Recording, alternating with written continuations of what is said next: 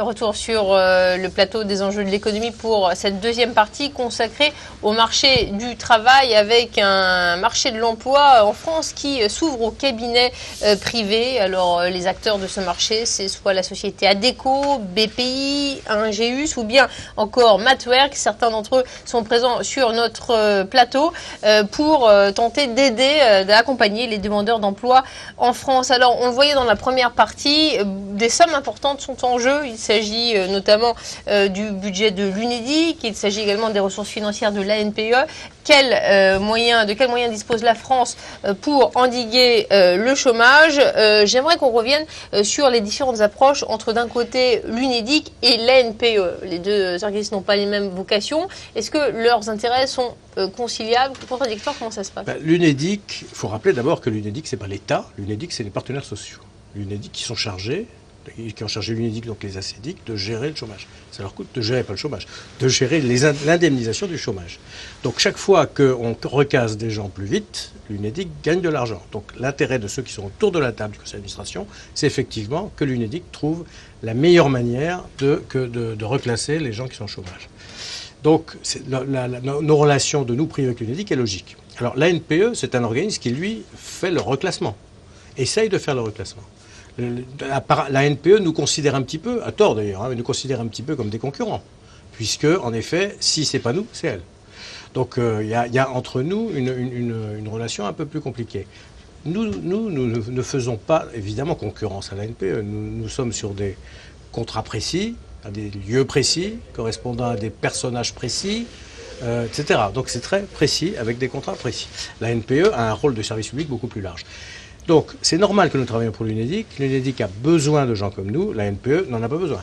En revanche, la NPE a d'autres rôles. Et moi, la seule chose que je dirais, c'est que peut-être que ce que craint la NPE dans cette espèce de pseudo-concurrence, c'est qu'on lui laisse les mauvais cas et qu'on prenne les bons. Et bien, précisément, je trouve que l'expérience de l'UNEDIC a montré que c'est les mauvais, excusez-moi, les cas les plus difficiles. Les cas les plus difficiles qu'on nous a confiés, en laissant à la NPE les cas les plus faciles. Donc je trouve qu'elle ne devrait pas nous considérer comme des concurrents. Dernier point que je voudrais dire, il y a l'UNEDIC et la NPE, puis il y a plein d'autres mondes. Oui, Le problème dans le système, je parlais des missions locales à l'instant, on pourrait aussi parler de la PEC, qui est semi-public, semi-privé. On pourrait parler du ministère du Travail lui-même, qui fait des tas de choses. Est-ce que vous voulez dire, il faut une simplification? Non, c'est pas mal qu'il y ait une spécialisation selon chaque catégorie, non? Ben oui, mais pour l'instant, il y a trop de monde autour de la table. Hein. Donc le problème, c'est vraiment de savoir, vous me direz, du privé, ça en prend encore plus. Mais le problème, c'est de savoir qui est responsable de quoi. L'UNEDIC est responsable, très clairement, d'essayer d'éviter une augmentation trop forte du coût du chômage et donc très clairement de trouver les moyens de remettre les gens au travail. Et c'est ce qu'elle fait et bravo. Le premier bilan des expérimentations suggère que les cabinets privés arrivent à des résultats. En quoi vos méthodes sont différentes de celles de la NPE? Est-ce que c'est tout simplement une question de moyens, d'effectifs? Aidez-nous à mieux réfléchir d'ailleurs sur la NPE et peut-être son insuffisance depuis quelques années.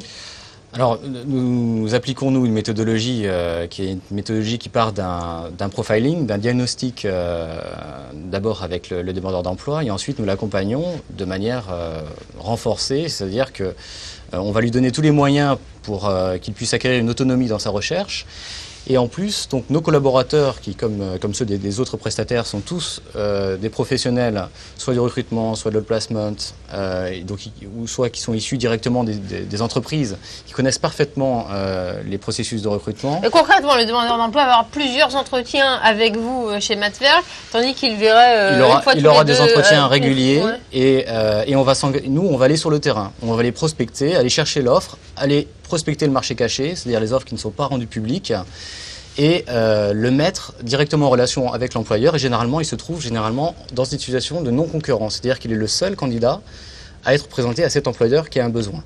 Et ça, c'est fondamental. Et c'est une aide réelle. Oui, je crois que c'est important de dire cela, qu'en fait, probablement du fait de la structure de la NPE, du fait de sa lourdeur, etc., elle a peut-être un peu plus de mal que nous à faire les deux métiers à la fois. C'est-à-dire, ils sont censés faire les deux, ils vont chercher l'offre et chercher la demande. Nous, dans des zones qui sont souvent plus petites d'ailleurs, on a directement un conseiller qui connaît l'offre d'emploi. Et réciproquement, quand on va dans les entreprises qu'on connaît, Et on sait qu'on a quelque part des gens qui peuvent les satisfaire. Autrement dit, le simple fait que nous ne soyons pas une énorme machine, mais on est gros, mais on est des petites machines quand même. Le fait qu'on ne soit pas une grosse machine, ça permet quand même de faciliter la mobilité sur le terrain. Est-ce que d'un cabinet à l'autre, j'avais cité quelques marques, Adecco, BPI, Matwerk, il y a encore des distinctions à faire? Vous avez des approches différentes? Vous êtes concurrent sur les marchés étrangers déjà, en France maintenant. Est-ce que franchement, il y a une philosophie différente ou le marché est assez grand et la philosophie est la même pour vous? Moi, c'est difficile à dire. Nous ne faisons pas que cela. C'est-à-dire que là où on peut avoir des différences, on est français, donc d'origine, on a peut-être une culture un peu différente. Et nous ne faisons pas que cela. C'est-à-dire que BPI, c'est une boîte qui fait aussi, bien entendu, qui travaille dans les restructurations d'entreprises, qui travaille sur la gestion de l'emploi dans les entreprises, qui travaille sur la formation, etc. Donc nous avons ceci se situe à l'intérieur d'un ensemble d'activités qui recouvre l'ensemble de ce que nous appelons ce qu'on ne devrait pas appeler d'ailleurs, parce que c'est en anglais, mais people management, c'est-à-dire le management, l'ensemble de ce qui concerne pour les entreprises la gestion de leur personnel et l'ensemble de ce qui concerne pour les gens la gestion de leur carrière. Donc on couvre probablement un champ beaucoup plus large que la plupart de nos confrères. Vous voulez ajouter quelque chose? Oui, juste sur l'aspect européen de nos activités. Je pense que c'est intéressant aussi pour un pays comme la France de pouvoir avoir connaissance des méthodes qui sont mises en place dans les autres pays. Et encore une fois, Matwerk est le deuxième acteur aujourd'hui en Angleterre dans les Job Center Plus qui ont prouvé leur efficacité. C'est quoi le Job Center Plus? Ça ressemble à quoi? C'est l'équivalent des futures maisons de l'emploi qui vont être développées en France. Hein. Et c'est un endroit où effectivement l'ensemble des acteurs de l'emploi sont tous regroupés dans un seul et unique endroit, ce qui permet une facilité pour les demandeurs d'emploi d'accès et un lieu commun avec tous les services qui leur sont à disposition. Ça me fait penser beaucoup de politique et d'intellectuels, l'un du côté du modèle danois, suédois, on parle du modèle nordique. Apparemment, le modèle anglo-saxon a également des choses à nous apprendre en matière de reclassement, de réinsertion professionnelle. Je pense, parce que c'est effectivement, je disais exactement la chose, c'est une culture différente déjà, donc une culture plus pragmatique, plus flexible, plus orientée résultat. C'est vrai qu'en France on a une autre culture, donc nous-mêmes chez Matwerk on adapte nos méthodologies à la France, mais je pense qu'il est bon quand même de prendre les choses positives qui ont porté leurs fruits ailleurs.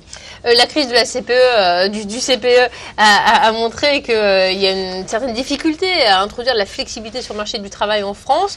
Puis apparemment, l'ouverture au cabinet privé, je trouve que c'est quand même une réforme importante. Alors quel point faites-vous sur cette flexibilité du marché de l'emploi français? Vous savez, à mon avis, c'est assez simple. Pour la flexibilité, elle existe, mais elle est sauvage. Il n'y a pas, vous avez plus sauvage que théorique. Cela dit, en phase de flexibilité, il faut mettre la sécurité. C'est ce qu'on appelle le complexe un peu bizarre de flex-sécurité. L'idée de la sécurité, c'est quand même que tout individu qui se retrouve pour une raison ou pour une autre en dehors de son entreprise, dans un monde dans lequel tout le monde doit tourner plus vite qu'avant, c'est comme ça, tout individu dans cette situation, il doit pouvoir trouver quelqu'un qui l'aide, qui l'accompagne. Alors ça peut prendre plusieurs formes, et pour moi ce qui est important, c'est ce que réussissent assez bien les Britanniques, même du temps de Mme Thatcher, avec un système libéral, et elle a réussi à monter ça. Dans le système danois, avec un système social-démocrate, c'est un peu le même principe. Toute personne qui arrive sur le marché du travail parce qu'il a été, pour une raison ou pour une autre, sorti de son entreprise, il est accompagné. Il y a quelqu'un qui vient le voir, qui le prend par la main et qui lui dit voilà, je vais t'aider. Et ça, c'est important. Et on a le même problème, quand vous parlez du CPE, on a le même problème avec les étudiants. Les étudiants, on les largue dans la nature, après qu'ils aient eu je ne sais quelle licence ou CAP, n'importe quoi, on leur dit maintenant tu te débrouilles. Moi je dis qu'à partir du moment où on aura mis en place dans ce pays des gens qui effectivement prennent les gens par la main, écoliers, enfin lycéens, étudiants, chômeurs ou seniors même, ça ira mieux. Pour l'instant, vous savez bien que toute personne se retrouvant un jour au chômage, ou tout étudiant quittant l'école, se retrouve tout seul. Et alors, s'il a des parents, des copains, etc., qui l'aident, tout va bien. S'il n'a pas, il est perdu. Quelle leçon vous tirez de la crise du CPE? Non, mais je vais rebondir, c'est à peu près la même chose. C'est vrai que je comprends effectivement l'inquiétude des étudiants à la sortie des études. Et effectivement, il y a un besoin d'accompagnement parce que le marché du travail n'a rien à voir avec les années passées en université ou en école. Merci beaucoup, messieurs. C'est la fin de notre émission Les enjeux de l'économie qui s'intéressait cette semaine à ce dossier présenté aux partenaires sociaux au sein de l'UNEDIC qui doit gérer toute l'indemnisation du chômage. On a bien compris qu'il y a désormais un appel possible au cabinet privé. L'ANPE n'est plus toute seule. On espère que cela permettra d'endiguer le chômage. Merci Bernard Brune, merci Géry Delmar d'avoir participé à cette émission. Merci de votre attention à tous. Merci. Merci.